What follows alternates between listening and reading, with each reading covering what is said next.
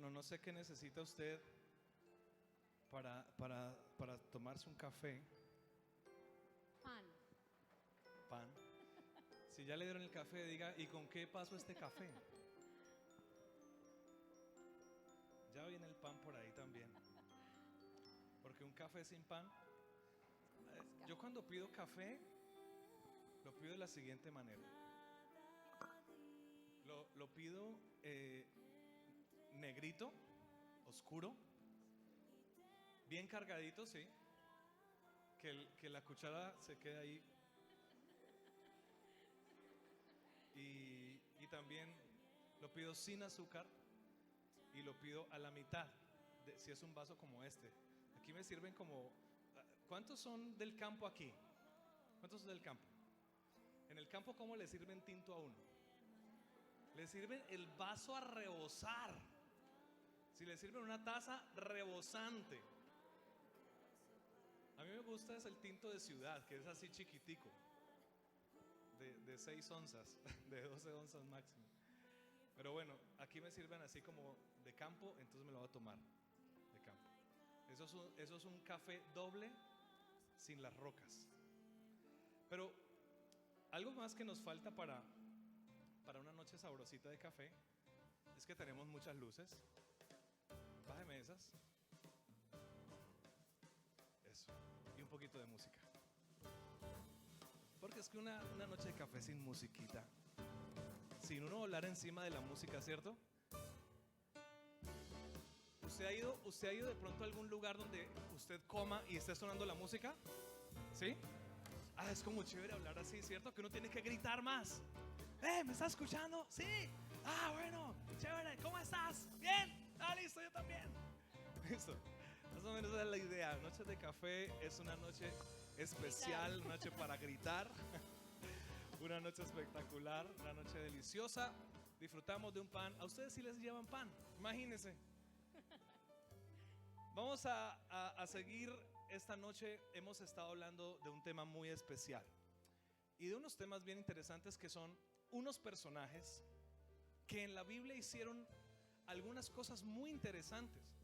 Y yo le decía hace algunos días, si alguien está en la Biblia, ¿es por qué?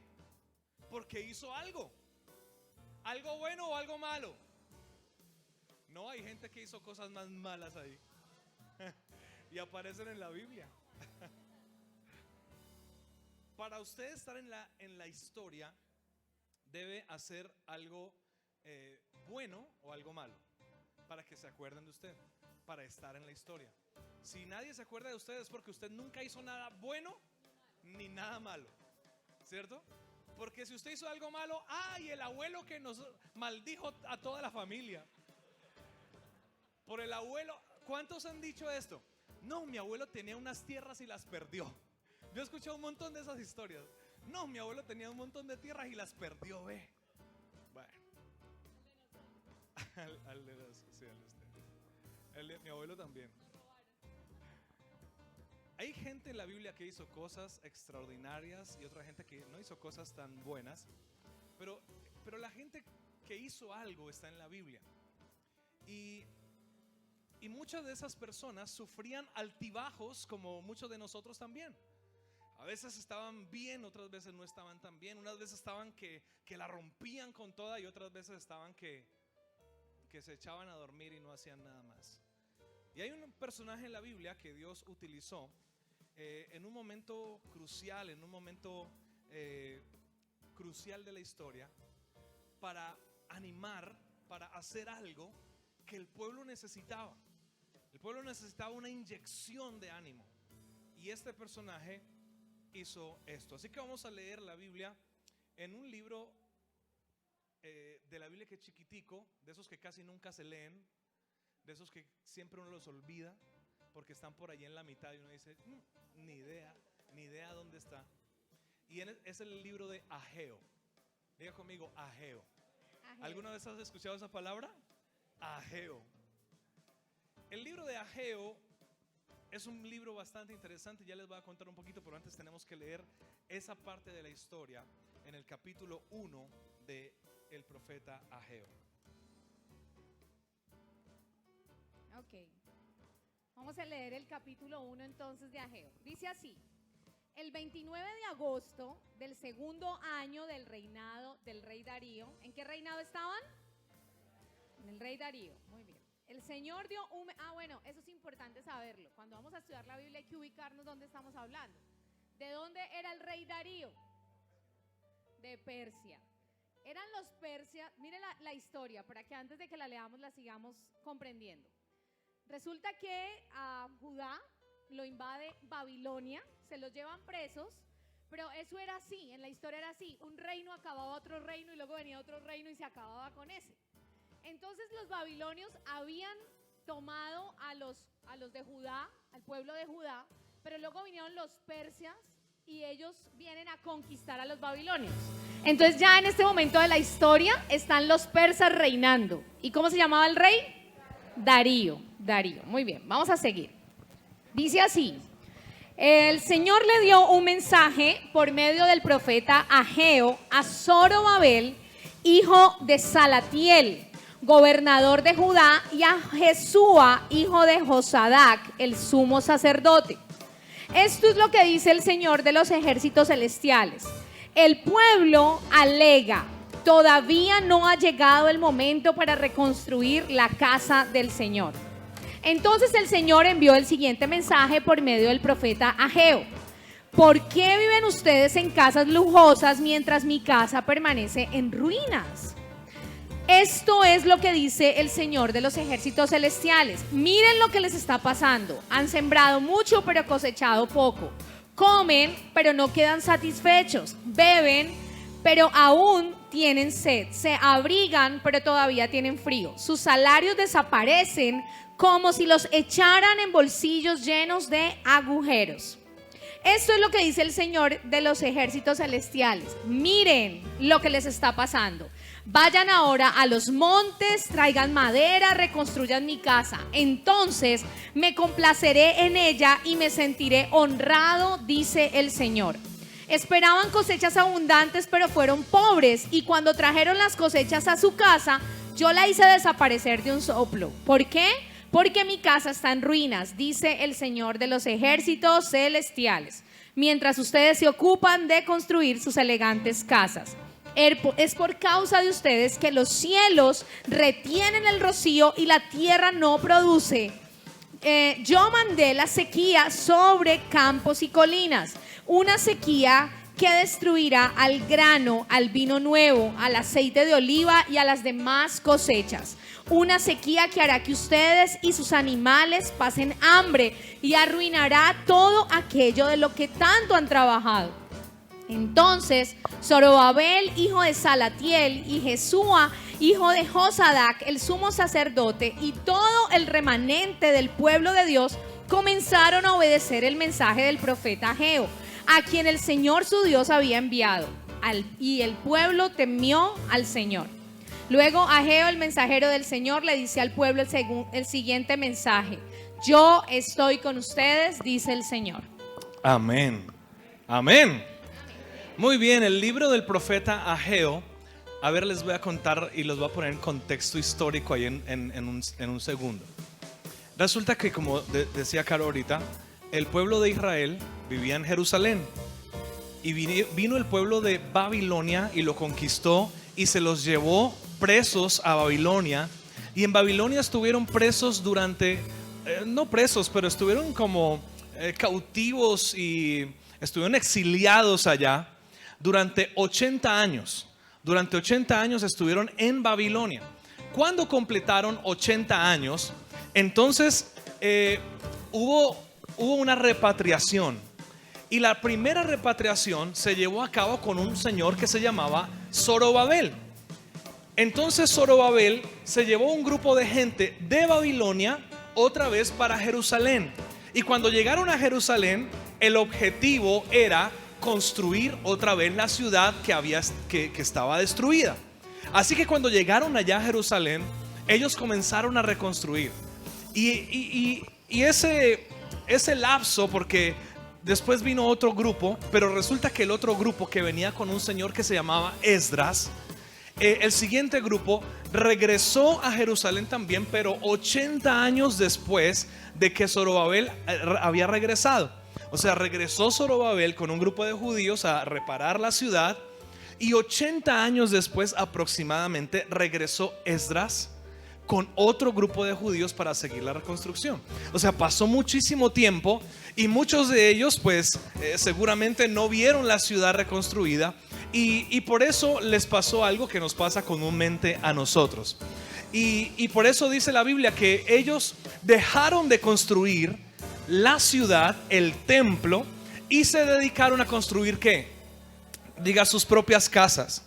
Se dedicaron a construir sus propias casas porque vieron que no podían seguir construyendo el templo, porque vieron que era mejor invertir en otras cosas, porque parecía que estuvieran perdiendo el tiempo haciendo otra cosa.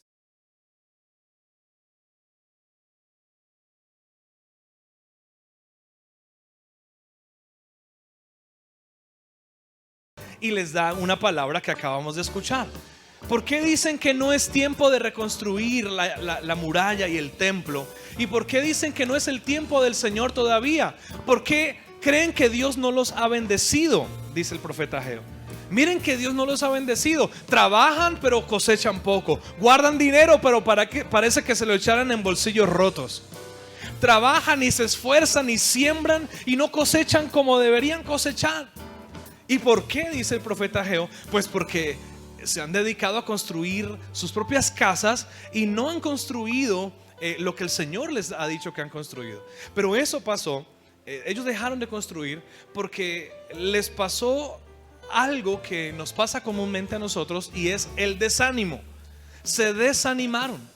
Llegaron con ímpetu desde Babilonia a Jerusalén y vieron la ciudad. Y dijeron, uy, no, esto tenemos que organizarlo. Y comenzaron ladrillo por ladrillo. Y comenzaron, vea, traiga eso, vea, lleve usted esto, ayúdeme por aquí. Y todos organizaditos, listos, construyendo la muralla y el templo. Pero en el camino se desanimaron. Así es, yo estaba pensando que cuando uno lee este texto, a uno le parece que el texto está bien. Cuando lees y dices, bueno, es normal que si habías perdido todo, que si habías salido de tu tierra, llegues y vengas para reconstruir lo tuyo. Sería lo que normalmente hacemos todos, ¿sí? Y hasta ahí la historia parece como cuerda y uno trata de entender por qué Dios está enojado de que ellos hubiesen construido su propia casa. Pero hay un principio que tú y yo siempre tenemos que tener en cuenta, y es lo que dice un salmo que muchos de nosotros no sabemos, y es que si el Señor no edifica la casa, en vano trabajan los edificadores. ¿Cuál es el principio de la vida y por qué estamos aquí? Porque hemos entendido que lo nuestro, que por nuestras propias fuerzas no funciona lo que edificamos. Amén. Y ellos llegaron para edificar lo suyo, pero olvidando lo principal, edificar sin Dios. Y el problema es, porque no sé si usted ha notado, ¿cuánto cuesta volver a empezar en Dios? ¿Cuántos han cometido errores aquí? A ver, ¿cuántos han pecado? Pecado, eso, los pecadores, levantemos la mano, todos. Cuando hemos cometido un pecado, hemos fallado, ¿cómo cuesta levantarse de esa situación? ¿Cuánto duele, verdad? Es algo que cuesta muchísimo hacer ese reinicio con Dios, y cuando tú ya has fallado o te has alejado, te has mantenido como distante, cuesta mucho volver a empezar. Y ellos llevaban muchísimos años sin tener lo que representaba para ellos la presencia de Dios, que era el templo. El templo para los judíos, para los israelitas, era muy importante. Para ellos el templo era la presencia de Dios. Entonces, cuando los babilonios vienen, ¿qué es lo que vienen a destruir? El templo. Porque sabían que si destruían el templo, destruían el corazón de los judíos. Entonces ellos vienen a atacarles lo espiritual y les roban. Dice la Biblia que cuando vinieron los babilonios se robaban todo lo que había en el templo. Todos los instrumentos, utensilios que habían sido consagrados para Dios, ellos se los robaron y lo destruyeron. Ese templo tenía un valor muy importante, y hoy vamos a contextualizarlo, y es cuán importante tiene el valor de Dios en nuestro corazón. Pero cuando nos empezamos a alejar, como que ya no oramos igual, ya no disfrutamos igual el tiempo en la noche de café o adorar en familia, eso nos va enfriando y cuesta mucho volver a empezar. Esa es la historia de este pueblo. Es volver a empezar con Dios. Ellos llegaron, pero después de muchos años de que habían pecado y habían perdido la fe, la esperanza, habían perdido lo que les caracterizaba y era su espiritualidad. Ellos lo habían perdido. Entonces, al llegar a este momento, se encontraban sin nada y llegaron para reconstruir sin Dios. Yo creo que eso nos ha pasado a muchos. Yo creo que muchos de los que estamos aquí en algún momento conocimos de Dios en alguna época de nuestras vidas y pasó algo y nos alejamos de Dios. Y tal vez muchos hoy están aquí reconciliándose con Dios, otros están empezando otra vez la relación con Dios, otros estamos aquí ya con una relación con Dios, pero también en algún momento usted puede decir, no, pero me puede volver a pasar a mí. Pero ese reiniciar, ese reinicio, como tú dices, es doloroso, es costoso. Ese reinicio de una relación con Dios no es fácil. Y por eso en algún momento del reinicio puede llegar el desánimo. Uno se desanima porque uno dice, oiga, pero estoy trabajando, pero yo lo estoy haciendo bien, pero estoy tratando de reiniciar, pero estoy tratando de hacer las cosas bien otra vez, pero me estoy poniendo a cuentas con Dios y como que nada, como que no me sale bien todo, como que algo está fallando, no sé quién, Señor, ¿eres tú o soy yo? ¿Cierto? Como una relación. Señor, ¿eres tú o soy yo? Señor, ¿qué pasa? ¿Por qué no funciona bien esto? ¿Por qué no está funcionando bien esta relación? Ese reinicio no es fácil y hay cosas que nos desaniman en el camino.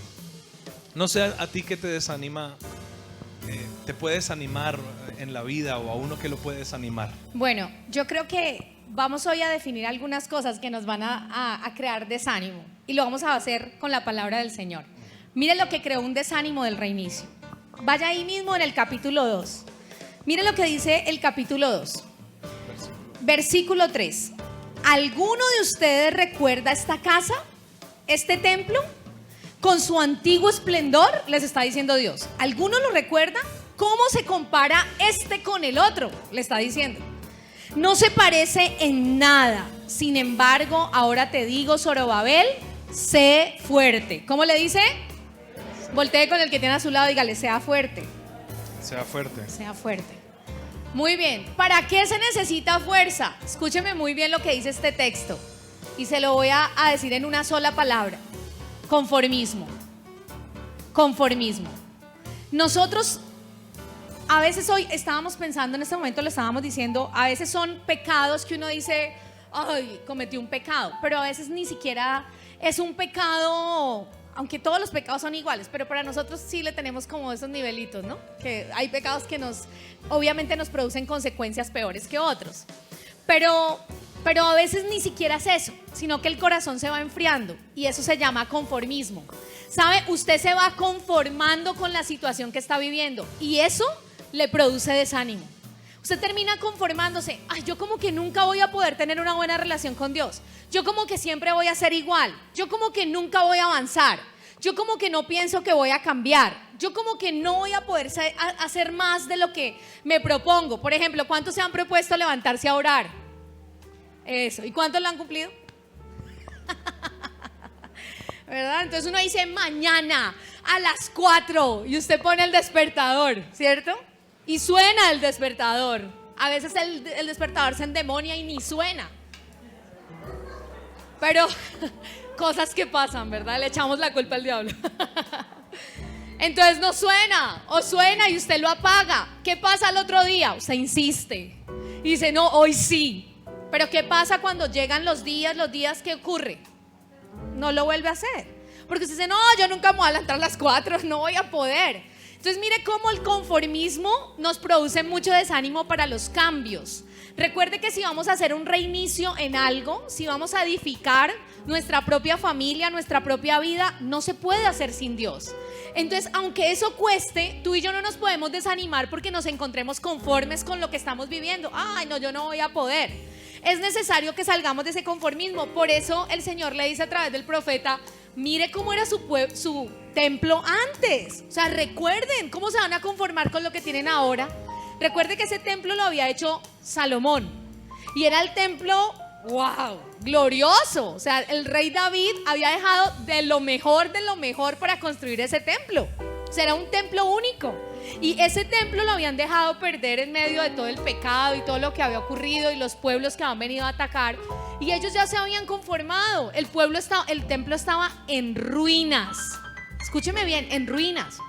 Y muchos de nosotros tenemos el templo en el corazón en ruinas. Sí, Señor. Muchos de nosotros tenemos el altar de Dios arruinado en nuestra casa, en nuestro propio corazón, en nuestra propia vida, y nos hemos conformado.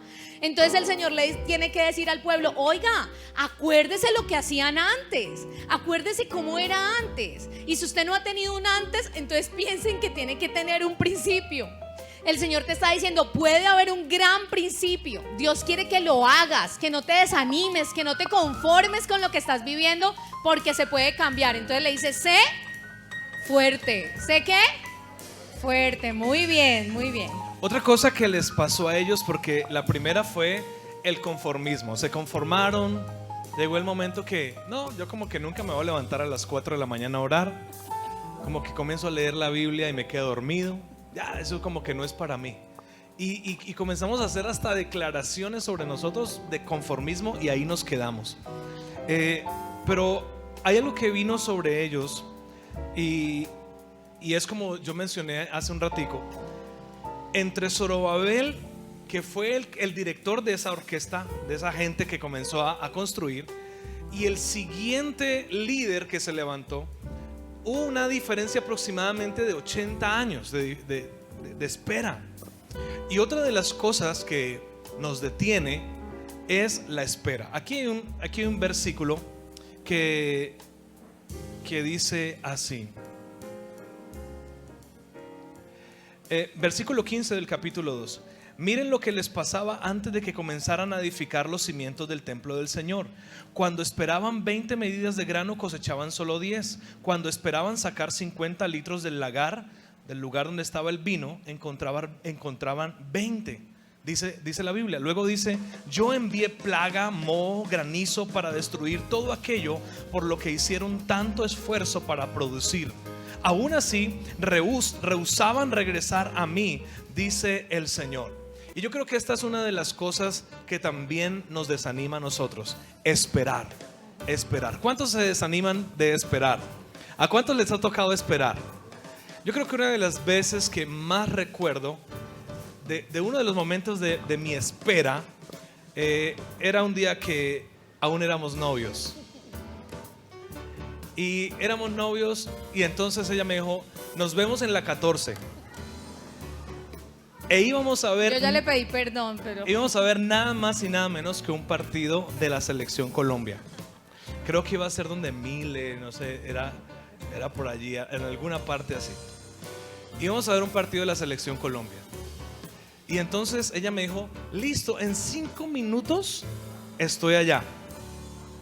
Y ahí aprendí cuánto eran 5 minutos de mujer. 5 minutos de mujer significa medio partido. Y obviamente nos perdimos medio partido y tocó esperar. Usted no sabe lo que es esperar. Bueno, una cosa es esperar y otra es esperar sabiendo que la selección Colombia está jugando. Eso tiene otro peso, otro nivel. Entonces, esperar era, bueno, ya toca esperar, pero que la selección estuviera jugando, terrible. Es lo que nos pasa a nosotros. Y en algún momento yo pensé decirle: ¿sabe qué? Vamos a ver el partido, pues ya, la otra mitad. Pero uno, de tanto esperar, uno se rinde, uno toma la decisión: ¿sabe qué? Ya no hagamos nada, ¿cierto? Ya no salgamos. ¿Sabe qué? Ya echemos esto para atrás. ¿Sabe qué? Esto no funciona, ¿cierto? Esto no funciona así entre nosotros. Pero cualquier otra cosa puede surgir por esperar. Ellos esperaban en las promesas de Dios. Ellos sabían que Dios estaba con ellos. Dios les había prometido que cuando regresaran a Jerusalén a construir otra vez la ciudad, ellos iban a ser prosperados y bendecidos. No sé cuántas veces usted ha escuchado la palabra y usted la ha agarrado y la ha tomado para usted, ¿cierto? Yo he visto gente que hace así: uy, agarro esa palabra para mí. Chévere, ¿no? Pero no sé cuántas veces usted le ha dicho: estás entrando en la tierra prometida. vas a entrar a la tierra prometida.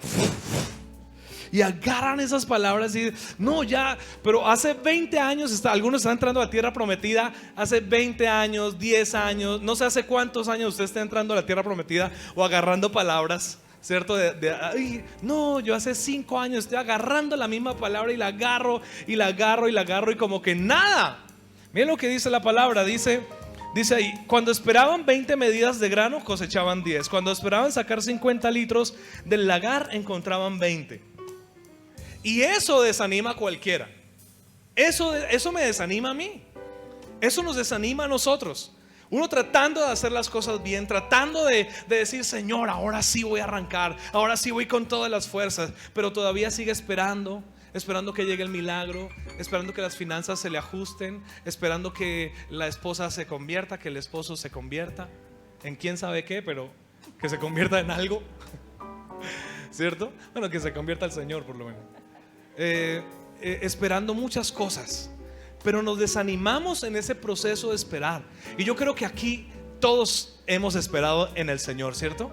¿Cuántos están esperando algo en el Señor? Que usted tenga, yo tengo esta petición hace 20 años y la estoy pidiendo al Señor. Bueno, hace 10, 5, hace un mes, pero estamos esperando en el Señor. Pero eso nos puede llegar a desanimar. Y la palabra del profeta Ageo al sacerdote y al sumo sacerdote y al gobernador le dice así: hijo de ¿dónde está ese versículo? Tomen fuerza, les dice, tomen fuerza para que comiencen otra vez a edificar. Tomen fuerza de nuevo.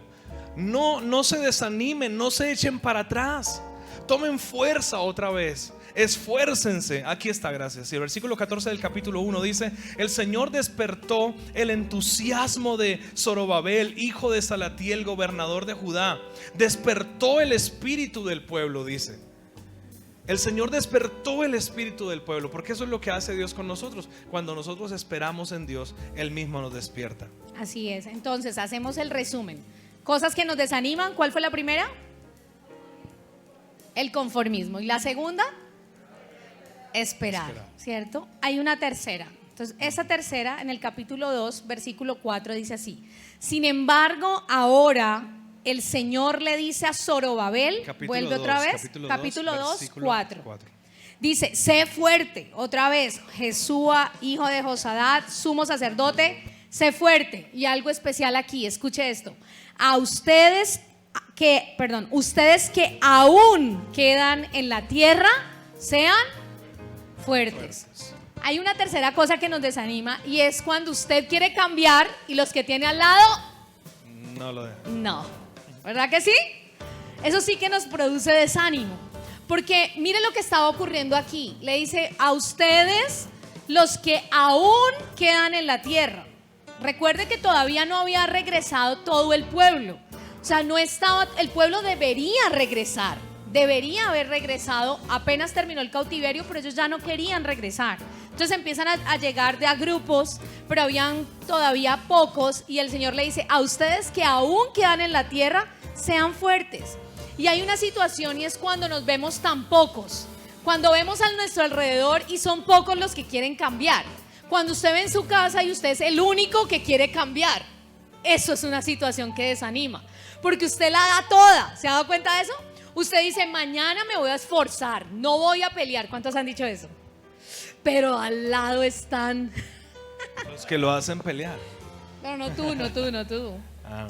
Gracias. Otros al lado están, ¿verdad? Y usted se compromete y usted dice: no, yo mañana le prometo a Dios que voy a dar todo para agradarlo. Pero alrededor hay gente que no ha hecho ese compromiso.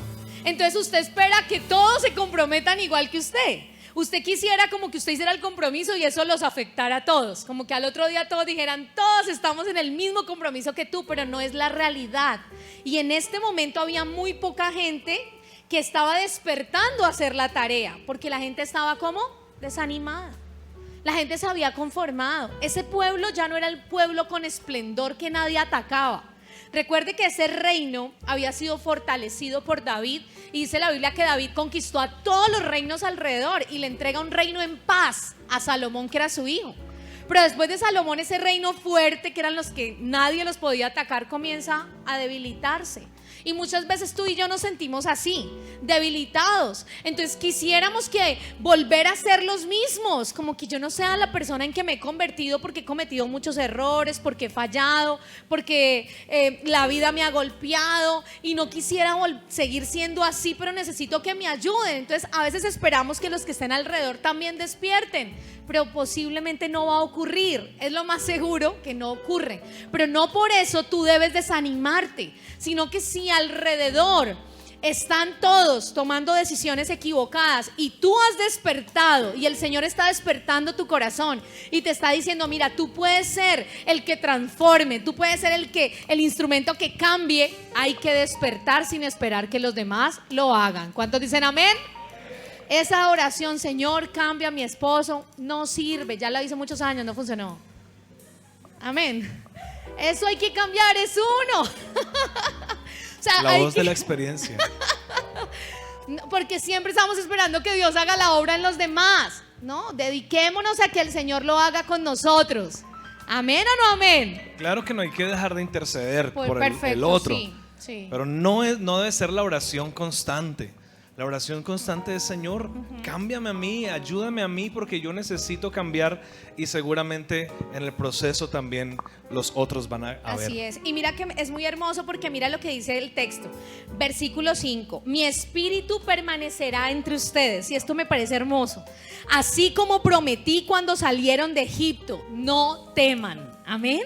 Mi espíritu. ¿Quién es el que nos da la fuerza para seguir viendo que las cosas van a cambiar y creyendo y haciendo cada día que el reino de Dios se establezca en nuestra vida? Es el Espíritu Santo. Así lo demás no esté funcionando, así los otros que estén en casa no lo estén viviendo, el hecho de que tú despiertes, eso terminará despertando la vida del resto. Amén. Así que no es posible que podamos seguir desanimados, que nos demos permiso para seguir desanimados diciendo, no, es que si los demás no cambian, no, es que ya la vida me tocó así siendo conforme, no, es que hay que esperar mucho y estoy cansado. No, necesitamos sacar el desánimo de nuestro corazón y decirle, Señor, yo necesito que lo primero que se construya en mi vida sea mi parte espiritual, mi área espiritual, y cuando eso esté sólido, miren, las demás cosas van a edificarse y se van a edificar y se van a sostener. Amén. Así que los que están en ese proceso de reinicio, de reencontrarse con Dios, y los que tenemos esa relación con el Señor, cada día debemos velar para que el desánimo no llegue, porque el desánimo le llega a cualquiera de nosotros. Cualquiera nos podemos desanimar. Y un día, ve, y fulano, ¿qué le pasó?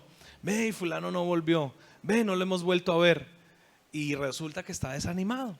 Y ese desánimo nos puede llegar a cualquiera de nosotros. Como que los únicos que no se pueden desanimar somos nosotros, porque ve, y el pastor no lo he vuelto a ver en la iglesia. ¿Qué le habrá pasado? No ha vuelto estos días. O la pastora no volvió estos días, se desanimó.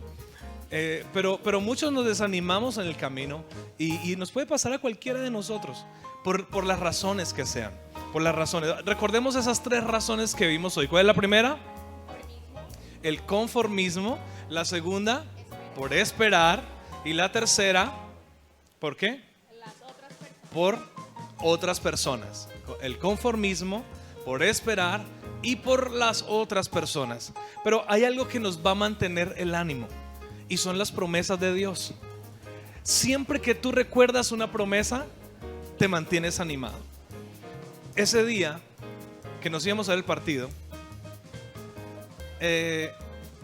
hay algo que me animó, y es que cuando ella llegó fue el momento más hermoso de mi vida.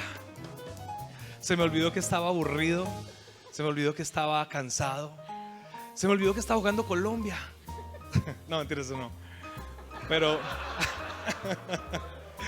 no, tampoco, no. Pero cuando la vi, otra vez sentí que había una promesa allí, ¿cierto? Había una promesa allí. Aparte que Colombia como que ganó ese día y ya se hizo moñona. Entonces Entonces yo dije, no, ya, es todo lo que necesito. Cuando uno siempre piensa en las promesas, siempre piensa en más allá de lo que va a recibir. Entonces miren esto como termina este texto, para que terminemos con una promesa para nunca dejar de desanimarnos. Dice, en ese mismo día, diga conmigo, ese mismo día. O sea, como cuando estaban tambaleando, cuando, ay no, ya no quiero como volver a la iglesia, ya no quiero seguir, esto es muy difícil. Ese mismo día, el Señor envió este segundo mensaje a Ageo. Dile a Zorobabel, gobernador de Judá, que yo estoy a punto de hacer temblar los cielos y la tierra. Derrocaré los tronos reales y destruiré el poder de los reinos de las naciones. Volcaré sus carros de guerra, los caballos caerán y los jinetes se matarán entre unos y otros. O sea, todo lo que te molesta ya no va a estar, dice el Señor. Todo lo que te está desanimando, todo lo que te está haciendo retroceder, el Señor lo va a detener. Y dice al final, versículo 23, pero cuando esto suceda, dice el Señor de los ejércitos celestiales, te honraré, Zorobabel, te honraré, hijo de Salatiel, mi siervo. Te haré como el anillo de un sello de oficial, dice el Señor, porque te he escogido. Yo, el Señor de los ejércitos celestiales, he hablado. Amén. Yo te honraré y yo te haré como un anillo de oficial. O sea, te daré un lugar especial de honra. Y al final termina diciendo, porque yo te he escogido a ti. Qué mejor promesa que esa, qué mejor palabra que esa. ¿Estás desanimado? Yo te honraré, dice el Señor. No te desanimes por el conformismo, por esperar en las promesas. No te desanimes por las otras personas que no han cambiado, porque yo te honraré, dice el Señor. Porque yo te pondré como un anillo de sellar. Y además de todo eso, tranquilo, yo te he escogido. Amén. Amén, así es, qué hermosa promesa. Y en el 2:9 dice una frase que nosotros usamos muchísimo, pero es palabra de Dios: lo mejor está por venir. Así que si tú te dedicas a decirle, Señor, no me voy a desanimar porque lo mejor está por venir. Mire lo que dice el texto: la futura gloria de este templo será mayor que su pasada gloria, dice el Señor. Amén. La futura gloria será ¿qué? Mayor que la pasada. Eso lo que significa es que lo mejor está por venir. Dice, la futura gloria de este templo será mayor, dice el Señor de los ejércitos celestiales, y en este lugar, escuche, traeré paz. Yo, el Señor, he hablado. Amén. ¿Cuántos necesitan paz? Para continuar, esa fuerza para continuar, porque el Señor ha hablado. Escuche, lo mejor está por venir. Por eso usted y yo no nos podemos desanimar, porque el futuro será mejor que lo pasado. Amén. Así que hoy vamos a orar y vamos a decirle, Señor, tú sabes cuáles son las cosas que nos desaniman. Si por alguna razón lo que nos desanima es que nos hemos conformado, o es esperar tanto en esas promesas, o son otras personas que vemos que como que no nos ayudan, no despiertan y nos toca solo a nosotros. Este es un momento para decirle, Señor, yo quiero que lo mejor esté por venir cada día y quiero creerlo y quiero recordar que tú te encargarás de todas las cosas y me honrarás. Amén. Vamos a orar. Vamos a orar, iglesia. Si quiere, póngase de pie allí. Vamos a decirle al Señor gracias por esta palabra de hoy. Seguramente alguno esta noche venía pensando o venía tratando de salir de un desánimo, o venía sacudiéndose las cobijas y diciendo, Señor, yo no me quiero quedar en la casa, no me quiero quedar sin tu palabra esta noche, porque siento que como que me estoy desanimando, como que a veces me desanimo muy fácil, como que a veces siento que me da mucha pereza, siento pesadez en mi cuerpo, siento pesadez en mi espíritu. Pero esta noche el Señor quiere llegar hasta nuestro corazón, quiere llegar a nuestras vidas y quiere llenarnos de Él. ¿Qué tal si allí donde estamos levantamos nuestras manos como si fuéramos a recibir algo? Y usted le dice, Señor, yo necesito que me des esa inyección, que me inyectes, porque me he conformado con lo que soy ahora, con lo que no puedo hacer, Y así como un niño cuando de pronto está intentando hacer algo una y dos veces, ya dice, no, ya no puedo más. Pero sabemos que hay más fuerza todavía. Y el Señor te quiere dar esa fuerza esta noche. Y el Señor te dice, a ti te digo, esfuérzate. Y te doy no de tu fuerza, sino de mi fuerza, de la fuerza de mi espíritu. La fuerza de mi espíritu está sobre ti. Espíritu Santo, danos de tu fuerza esta noche. No más conformismo. Si yo era de los que no podía levantarme temprano para orar, si yo era de los que no entendía la Biblia cuando la leía, o si me dormía cuando la leía, o si me costaba hacer algo por ti, Señor, en esta noche, Señor, yo te pido tu fuerza, porque lo he intentado muchas veces con mis fuerzas, pero yo quiero hacerlo por tus fuerzas, Señor. Necesito tu fuerza, Espíritu Santo, porque no me voy a